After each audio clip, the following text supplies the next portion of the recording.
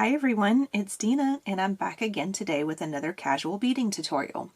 Today's tutorial will be the first of 3 where I will be using items from the Double Rainbow Design Challenge Kit that's released by SoftFlex company in February 2025. Today's video will be a set of earrings, and then the next following 2 videos will be a bracelet and a necklace that will go along with the earrings. So the items you need from the kit from today is going to be a pair of the ear wires that came in the kit. You'll need 2 of the bicones, the turquoise bicones that came in the kit. You'll need all 4 of your spacers that look more like the daisy spacers, because there's different types of spacers, but this is the one that looks more like a traditional daisy spacer. You'll need 2 of the rainbow beads that came in the kit. And then you'll need 2 of the crystal AB teardrops that came in the kit. Other items that you'll need are 2 of 4mm jump rings, or you can use wire guards, either one. You're going to need a needle of choice. I'm just using the pony brand style needle. I've got a size 11 on my thread. That's just because that's my preferred size. A 10 would work. It might get kind of tight, but either an 11 or a 12 would be my preference. You're going to need some thread, which this is a good project if you have a lot of scrap pieces of thread out.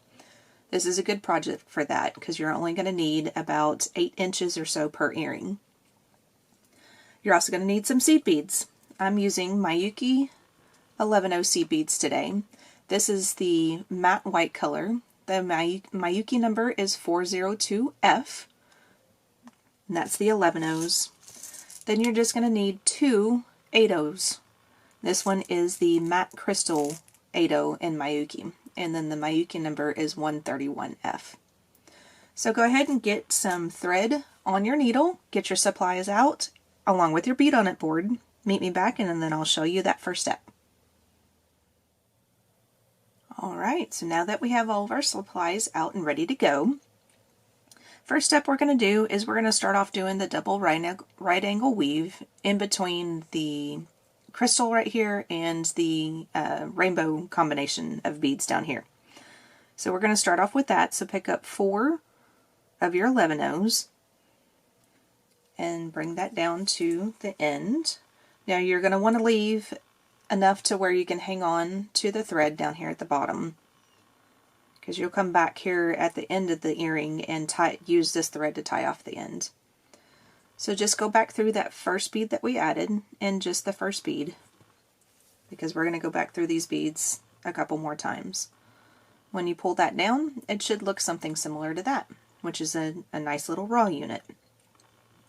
Now we're going to make it a double right angle weave by adding beads in between each of the 4 beads. So pick up one of your 11-0s. You're coming out of that first 11-0, go through the next one,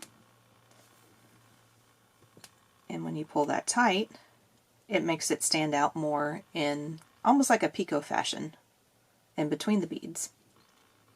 Pick up another one, go through the next 11-0 in line, and then it makes it stand out like that. Pick up your third one, and I knew that was going to happen. I throw my beads everywhere. That's okay. Pick up the third one, and when you pull that tight, it goes like that. And then find another 11-0 on my mat somewhere and pick up the 4th one and go back through that first bead again. Then when you have all 4 put on there, that is a double right angle weave unit, and it makes it look more like a diamond. So what we're going to do now is we're coming out of this bead right here, and we're going to work around in a clockwise fashion to come out of the bead down here at the tip. So that way we can start adding the rainbow beads. And I knew eventually I was going to throw those beads somewhere, but I was hoping it would be later in the video. So now I'm going to have to go fishing around my mat. But at least you kind of got an idea of what the beads are or where we're going. So that's just that corner bead, so we want to get through this one down here. So just continue on through your beads until you get through that tip bead down here. So basically we're going through the tip bead that's on the opposite side of where our starter thread is at. Now I'm just going to go ahead and move the felt out of the way since I threw everything everywhere. And we're going to pick up our next set of beads, which is going to be a spacer bead. And then we're going to pick up the rainbow bead. Since this is going to be the top of my earring, I'm going to make sure that I'm picking up the rainbow bead with the red side going first on the needle. I just want mine to look more like a rainbow. So, whoops, you can't see it. So more of the red that's up at the top and then the blues down on the bottom. If you'd rather have the blue on the top and then the red on the bottom, perfectly fine. Just your preference. Just if you want your earrings to be symmetrical, then make sure you pick them up in the same way. So I have mine spacer bead, a rainbow bead starting with the red, and then a spacer bead. Now we're going to have to add another 11-0, so that way we have something to hold these beads on when we go back through them. So once you get everything situated again, your beads should look something similar to this. So we're just going to go back through these beads one more time, but we're going to skip that 11-0 that we added. So skipping the 11-0, go back through the spacer beads, the rainbow bead, and the spacer bead again. And remember how I said earlier that we're beading in a clockwise fashion. So we want to go back through this tip bead up here at the top, in going through that bead coming from the right, going through to the left. So it's still in a clockwise fashion. Just make sure that your tension is tight enough to where you don't see any thread, but not too tight to where the beads will start kind of buckling. If you get too tight, you'll see what I mean if it's too tight. Then we want to go back through the spacer, the rainbow, and the spacer one more time so we can get back down to that tip bead so we can add on the rest of the bottom of the earring. So I'm going back through those again. This one I'm going to go through this tip bead in this way just because it's easier for me to bead in a clockwise fashion. So I'm going through from the left to the right, just like that. Now I'm going to pick up 4 of my 11-0s again that are scattered on my bead mat again. So I've got 4 11-0s. I'm coming out of the right hand side of that tip bead. I'm going to go back through to the left in the same direction again. We're going to do another right angle weave unit. The only difference between the one that we did at the top and the one we did here down at the bottom is that now we have 5 beads on here. So what do we do to add our tip beads? Go back through that first seed bead that we just added on this round. And then now you can pick up another 11-0. Coming out of that seed bead that we're coming out of, go through the next one. So basically, we're doing the same thing as what we did at the top. It's just that this tip bead is already there, is already starting out right here. We don't have to add that tip bead anymore. So pick up another 11-0. We're coming out of this 11-0 here. Go through the next one in line. This is the second one that we're adding. Pick up an 11-0. This is the one we're coming out of, and then go through the next one in line. And when you add this third 11-0 on there, then you look at your product, and now you have another double right angle weave unit already there, because your tip bead was already there that we added when we added the rainbow beads. So now we need to get back down to this tip bead down here. Now I would suggest, if you can, skip over this tip bead right here and then go through, just go straight through like this, through the rest of the beads to get down to the tip bead on the bottom. If you can't do that, or if it's a little too hard, it's perfectly fine if you go through that bead one more time.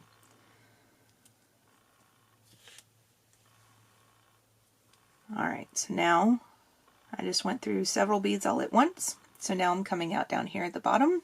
So now we're going to add beads so we can add our teardrop. So I'm going to pick up 3 11s that are still flying all over my mat. I'm going to pick up my teardrop, and then I'm going to pick up 3 more 11s.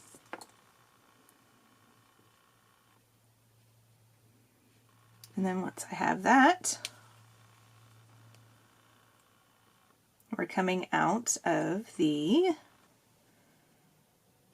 left-hand side of that tip bead right there. We're going to go through in a clockwise fashion again, so we're going to go back through it from right to left, and then that should pull all your beads to where they sit like this.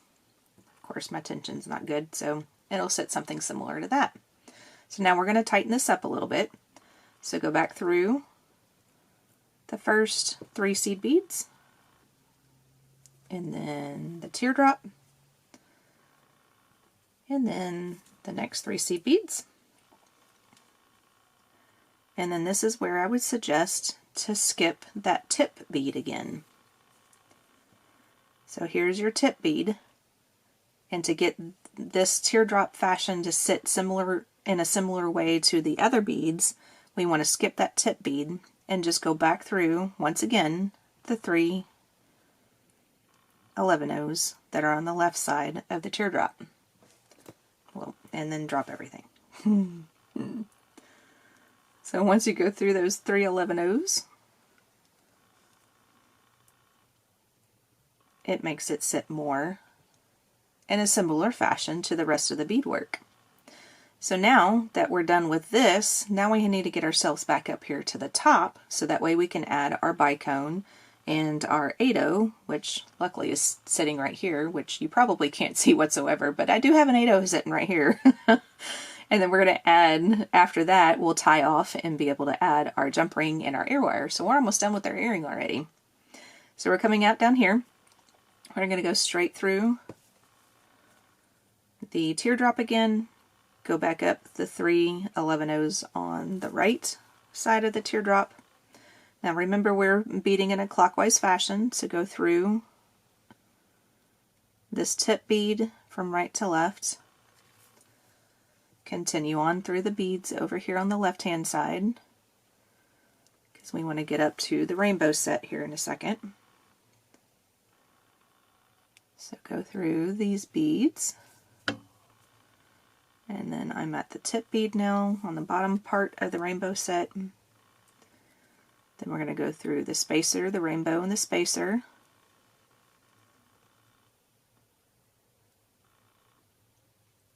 And sometimes those 11-O's will kind of cover up the hole, so you just kind of have to wiggle your needle through until it comes out.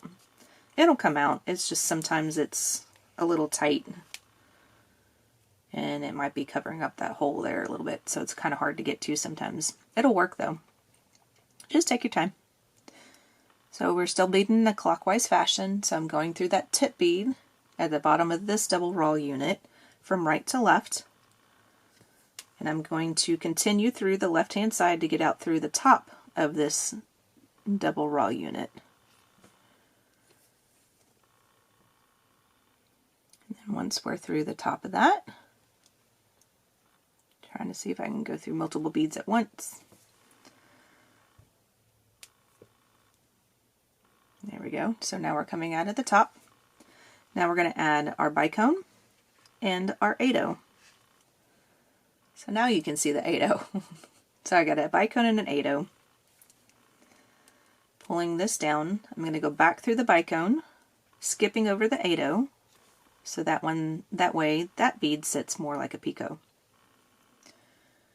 Now we started off going through the bicone, coming out of this tip bead on the right hand side. So we need to go from the left to the right to finish adding that set. Now, as you can see, maybe with it being a clear crystal one, it's a little bit hard to see sometimes, but my bead is kind of sitting down. It's sitting up against the bead, the turquoise bead, like this.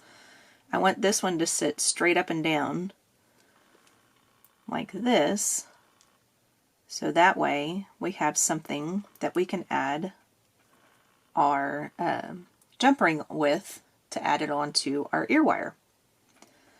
but I want to make this a little bit more stable, so I want to go through these last two beads one more time. So we're coming out of the right hand side of the tip bead of the double raw unit, the first one that we did. So just go back through your bicone, go back through your 8/0 one more time, go back down the bicone, and then finish it off by going through. I'm readjusting my 8/0 again just to make sure it's sitting correctly on top of the bicone. But go back through that tip bead from left to right one more time.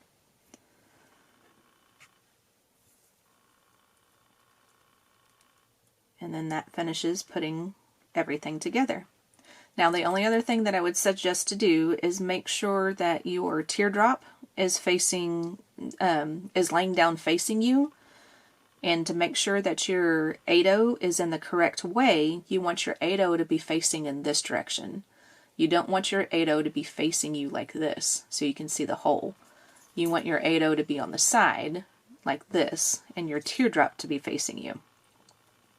So make sure that all of that is sitting in the correct way. If not, you may have to take it back out again and readjust your 8/0 until it's sitting in the correct fashion.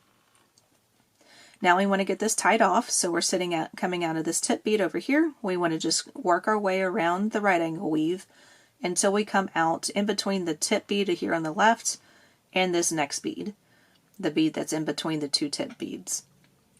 And that's where our starter thread is at, and that's where we're going to tie off. So just work your way around. Now you can skip the tip beads if you want to, because we've already gone through a couple of these beads a couple of times. So some of them might be a little tight. Just take your time going through them.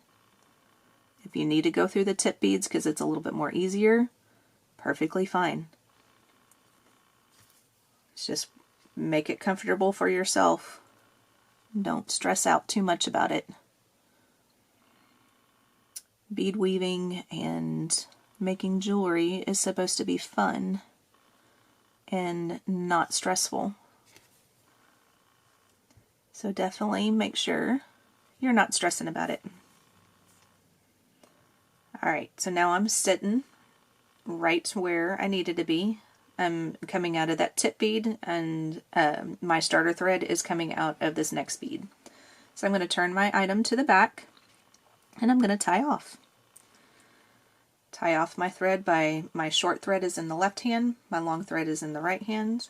I make a loop to where the short thread is going over the long thread, and then it's going through the loop away from me. Make another loop to where the short thread goes over the long thread and goes through the loop coming towards me. And now that is tied off. I'm going to go ahead and move this knot through that next bead. So I'm going one bead towards the center here, towards that topmost tip bead. And that's just going to put that knot either inside that 11/0 or very, very close to the 11/0 to where you can't really see it that much. This is where I'm going to burn off the rest of my thread.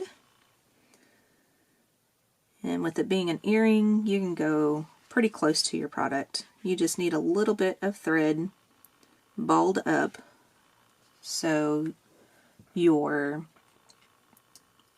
knot does not come out as easily. So I'm finishing up this. And then this will be considered the back of my earring. So I'm going to flip it to where I want to add to the front of my earring. I'm going to get my pliers out. You'll need 2 pliers. Some people only need 1. It just depends on how you're able to open and close jump rings. But I would suggest you use 2 pliers. So I've got my jump ring in 1 plier, and then the opening is almost on the other side. There we go. Shaky day, sorry. Some days are a little bit more shakier than others, and when that happens, it makes it a little bit harder for me to open and close jump rings, so I apologize. Alright, there we go. So now I've got pliers on either side of the opening, and then I'm twisting open like this.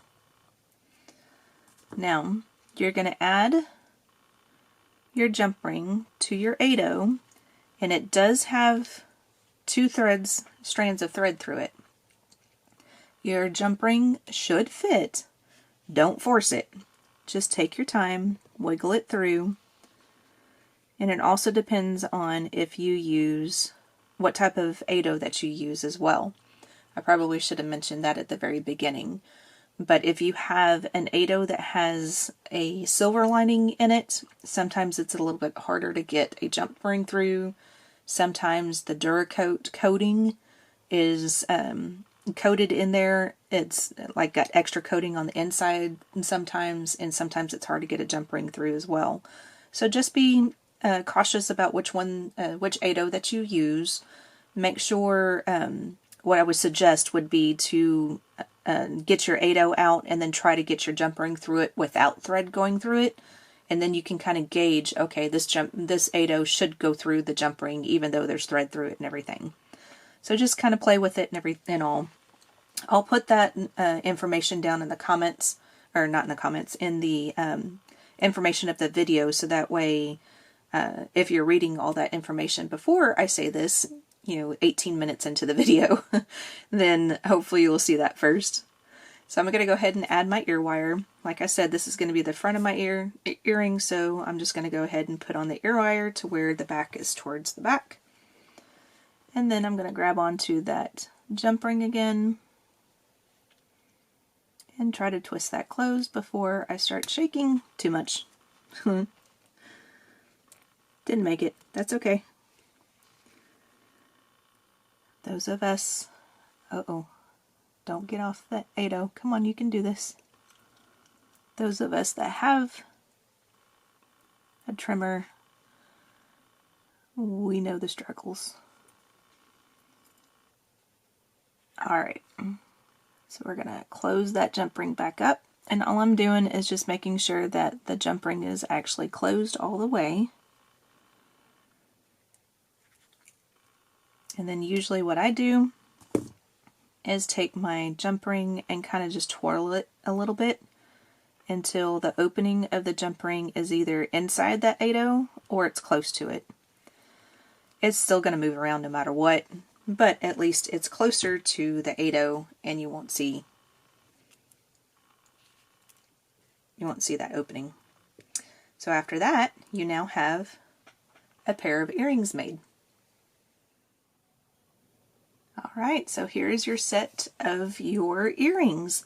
Again, this is going to be the first of 3 videos. The next video that comes out will be a video on the bracelet, and then I'll make one for a necklace to go along with it. So stay tuned for those videos. So thanks again for watching. I appreciate it. Don't forget to like and subscribe. Also hit that notification bell. That way you'll be notified when I come out with my next video. Don't forget to leave a comment too. I always like to read your comments. Thanks again, guys. I'll see you in the next one. Bye.